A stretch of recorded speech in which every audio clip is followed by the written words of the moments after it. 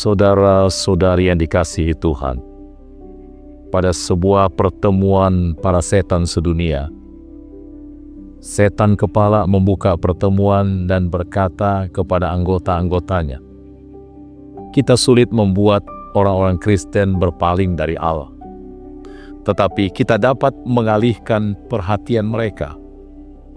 Biarkan mereka pergi ke gereja, tetapi curilah waktu mereka supaya mereka tidak mempunyai cukup banyak waktu untuk mengembangkan relasi dengan Yesus. Inilah yang saya mau supaya kamu lakukan." Setan yang lain bertanya, "Bagaimana caranya?"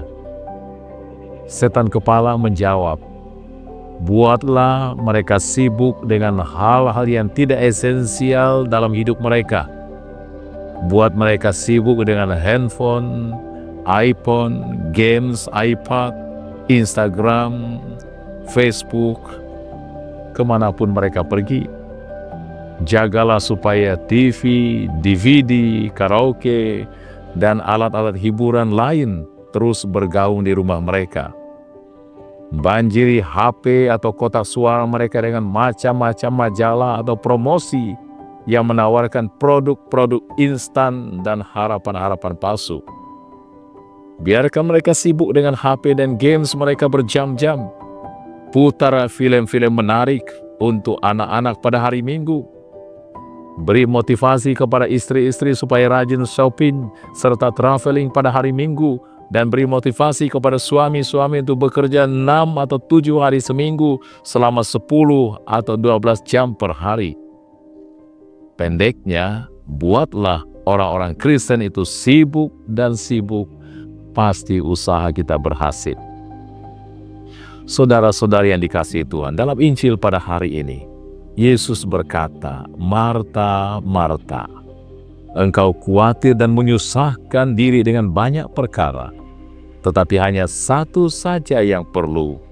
Maria telah memilih bagian yang terbaik, yang tidak akan diambil daripadanya." Marta sangat sibuk melayani ketimbang duduk dan memanfaatkan waktu bersama dengan Yesus. Yesus memang tidak mengatakan bahwa apa yang dibuat Marta itu jelek, tetapi Ia mengatakan bahwa yang dilakukan Maria adalah yang terbaik. Mengapa? Maria telah memilih Yesus sebagai prioritas hidupnya. Ia selalu mau dekat dengan Yesus secara pribadi. Ia mau berbicara dan mendengarkan Yesus secara pribadi. Seringkali kita juga sibuk mengumpulkan uang dan mengabaikan Tuhan dan kebersamaan kita di dalam keluarga. Hanya untuk ikut misa hari Minggu saja, kadang ada yang susah untuk mengaturnya.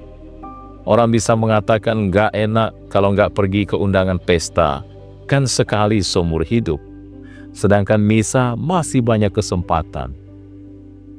Busy atau sibuk tentu boleh, tetapi jangan lupa segalanya, apalagi lupa Tuhan. Busy atau sibuk itu penting, karena pengangguran itu musuh jiwa. Tapi kalau lupa Tuhan, maka busy menjadi being under Satan's yoke. Artinya menjadikan diri kita atau berada di bawah penindasan setan. Saudara-saudari yang dikasihi Tuhan, tak jarang ketika kita bertemu satu sama lain, kita tidak berbicara dari hati ke hati, karena masing-masing sibuk ber-SMS, berkirim chat, berkirim Instagram, dan lupa bahwa ada orang di sebelah kita yang ingin ngobrol dan didengarkan. Yang jauh dicari-cari, yang dekat diabaikan. Suatu kali, seorang anak membuat tipu muslihat terhadap ayahnya. Ayahnya adalah pekerja sosial yang merawat orang-orang miskin. Keterlibatannya dengan orang miskin begitu intensif, membuat dia tidak punya waktu untuk anaknya sendiri. Pada suatu hari, putrinya memakai pakaian dan membuat dirinya seperti orang miskin dan menggabungkan diri dengan orang-orang miskin. Dia mendatangi kantor ayahnya, berlagak sebagai orang miskin yang menyampaikan kebutuhannya kepada ayahnya. Pada mulanya sang ayah tidak mengenalnya, namun pada akhirnya dia mengetahui bahwa itu adalah putrinya. Pada waktu itulah sang ayah sadar bahwa dia juga harus menyediakan waktu untuk anak-anaknya. Saudara-saudari yang dikasihi Tuhan, seperti Marta, seringkali kita mau ramah tamah terhadap orang, tetapi keramah tamahan itu kita tunjukkan dalam cara kita. Dan bisa terjadi bahwa cara kita itu bukanlah cara yang dikehendaki. Kalau ini terjadi, lalu kita marah dan berpendapat bahwa upaya kita tidak dihargai.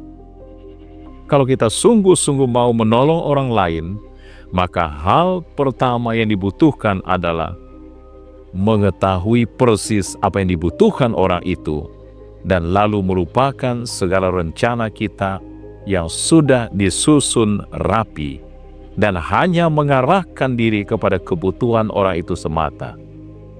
Yesus mengasihi Marta, dan sebaliknya Marta juga mengasihi Yesus.